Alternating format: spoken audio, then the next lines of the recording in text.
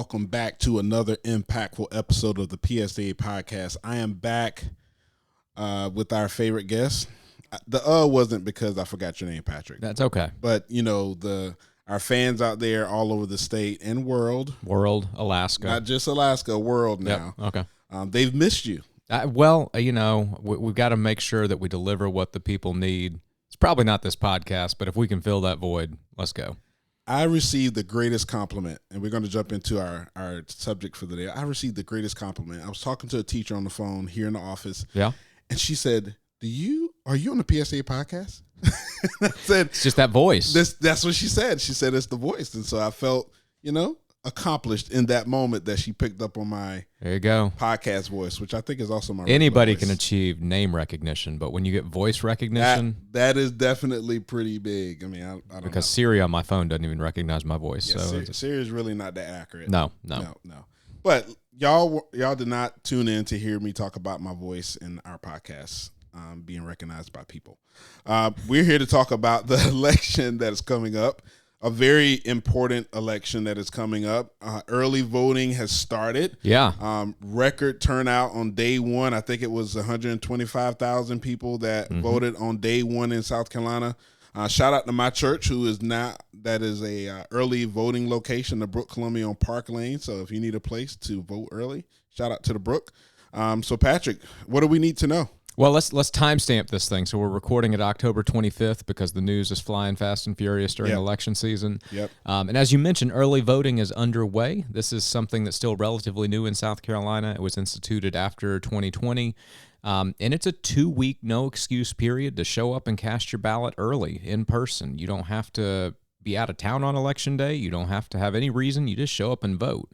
And as you noted, turnout has been exceptional so far. Again, October 25th, we're recording this on Friday. In the first 4 days of early voting, right at, if not just a little over 500,000 votes have been cast in South Carolina, which is really encouraging. I mean, I'm an AP government teacher. I get excited when I see vote totals going up. It's also a little discouraging only because I want to know where all these voters have been hiding during primaries over the last couple of years. At some point, we've got to help South Carolina realize, and the nation realize, that primaries matter, and you should vote in those as well. But let's celebrate what's there, and it's great voter turnout. It is available every day except for Sunday through November the 2nd. So through Saturday, November 2nd, that means you can vote on October 26th, a Saturday. You can vote on Saturday, November 2nd. The idea here is to give people an opportunity to vote with potentially shorter lines, although they were long this week because the turnout was so high. Biggest thing to emphasize to people if they want to engage in early voting, though, you alluded to it in terms of the Brook being a early voting location. While early voting is available in every county, it is not available at every precinct and polling location that is available on Election Day, November 5th. So if you want to engage in early voting, please go online to the SC Election Commission website and find the early voting locations. If you're a PSTA member, you got an email on Sunday, the 20th, before the start of early voting, that links you to those voting locations because odds are pretty strong. Early voting's in a different spot than you would vote on November the 5th, and nobody wants to show up at a place, probably a school, that's not available for voting. That's a waste of your time. Yeah, and thanks for sharing that, Patrick. So we know what's on the ballot because anyone who turns on their news in the morning, we see the national election pretty much taking most of the headlines, even in by our local news stations. And so talk about some of the other things that are on the ballot across the state that should encourage our educators and also supporters of educators to be involved. Yeah, I mean, you're right. The headline right now is the presidential election. That's right. When there's going to be $1.5 billion with a B, I feel like Dr. Evil from Austin Powers even saying that, but $1.5 billion spent on advertising just in the presidential campaign. You can't escape it. It's probably coming into your cell phone with a text message every 35 seconds. Yep. And obviously, who is president of the United States is a critically important issue, and it does have a downstream effect on K-12 education because there is a federal role in K-12 education in modern American society. But the reality is that the elections that will have far more direct impact on the daily experience of teachers and of students and of families as it relates to education are going to be your state and local races more so than the presidential election or the U.S. House elections that are taking place across the state. All 170 seats in the South Carolina General Assembly, 124 in the House, 46 in the Senate, they're all on the ballot this fall. Every voter gets a chance this fall to vote for their representative in the House and their representative in the state Senate. Now, unfortunately, I would argue unfortunately, just because I think competition is a good thing. That's why I'm an athletic coach at a high school. About 40% of these state legislative districts are uncontested this fall. There's only one candidate on the ballot. But you still get a chance to vote, and you could write somebody in. There's actually somebody running a actual organized write-in campaign in Lexington County right now for a House seat. So still exercise your right to vote. The legislature has immense influence over K-12 education in terms of the budget, in terms of policies. And then the other thing people got to keep on their radar are local school board races, because I would argue there is no elected office in South Carolina that has a more direct impact on the day-to-day experience of educators and students than your locally elected board members. Those are critically important positions, but too often they get ignored, except in the yard sign space. I mean, local board candidates are strong with yard signs, but they don't get the media attention necessarily that the presidential election does, mainly because there's not as much money involved in terms of campaign donations, but people have got to pay attention to those races. Yeah, I agree with that, Patrick. And I can't speak for every school district in the state, but a lot of our school districts, they hosted various candidate forums. So if you have the time before you go out and early vote or vote on November 5th, I highly encourage you to view some of those candidate forums for your local races. Check out the websites for those members, for those individuals running for House and Senate. See which one you identify with and the ones that support your livelihood as a teacher, and make an educated vote. I think that's important to say.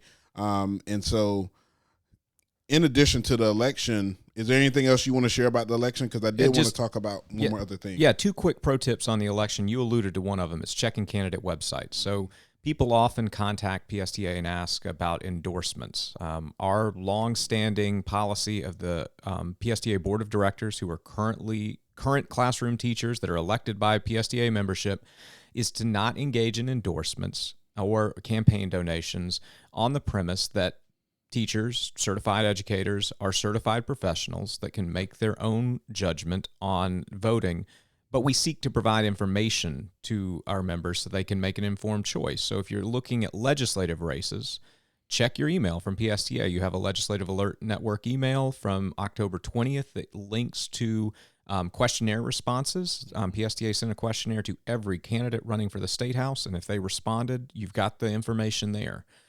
But if you don't see a response, I would encourage you to do what you just said, Craig. Go to the candidate's website. Read what they have to say about education, but here's the pro tip. If they don't mention education, to me, that's a red flag, because K-12 education is one of, if not the largest components of the state budget. So if I'm running to be in the South Carolina legislature and I don't have any plan for the largest component of the state budget, it is. What's not said there says quite a bit.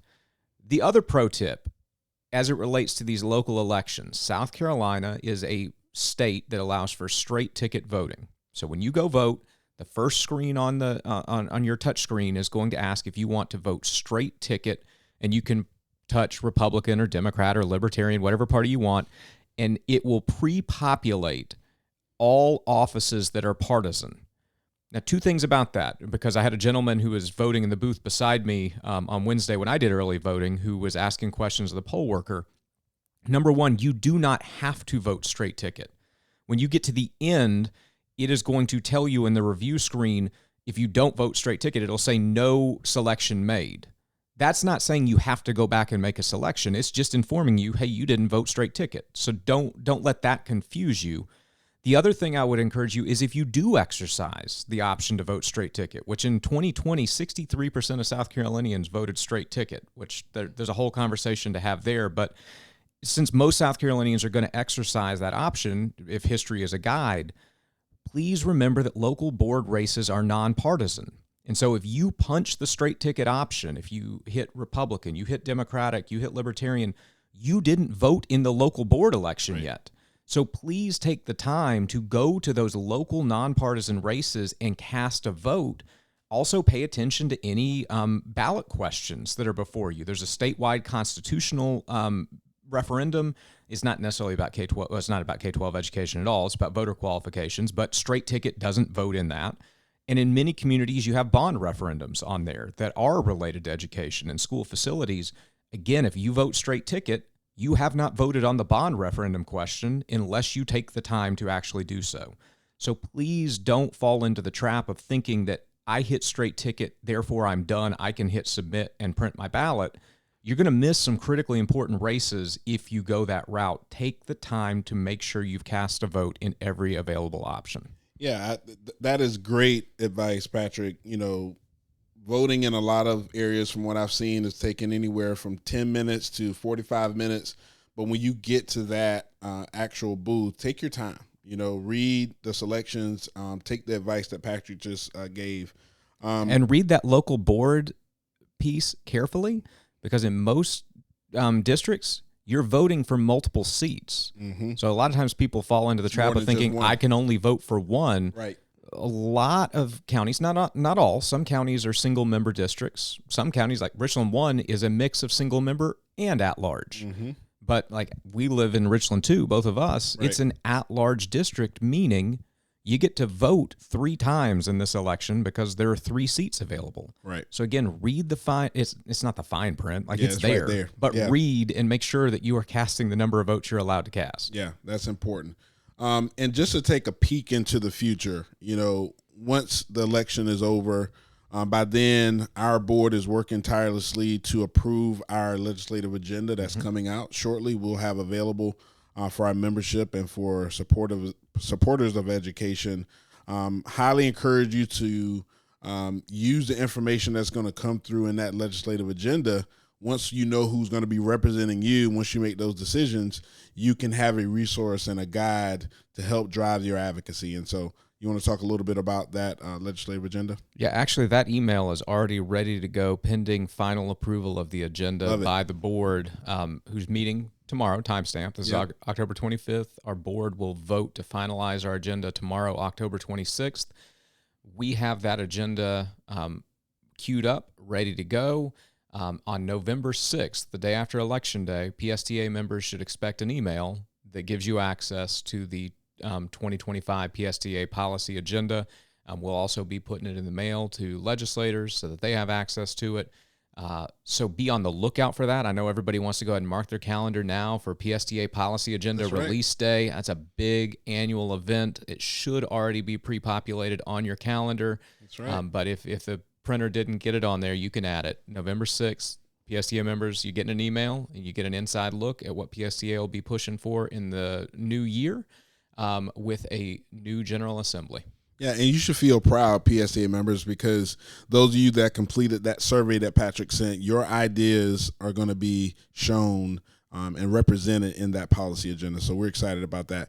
Patrick, anything else before we sign off? No, sir. Just everybody get out and vote. It is critically important. While PSTA does not tell members how they should vote, we do want to tell everyone, members and non-members, please vote. It matters, both in terms of determining who is making the decisions at the State House and in local boards, but it also matters to the advocacy efforts of PSTA as an association, because if the narrative is that educators don't vote at the State House, then that makes our advocacy efforts harder.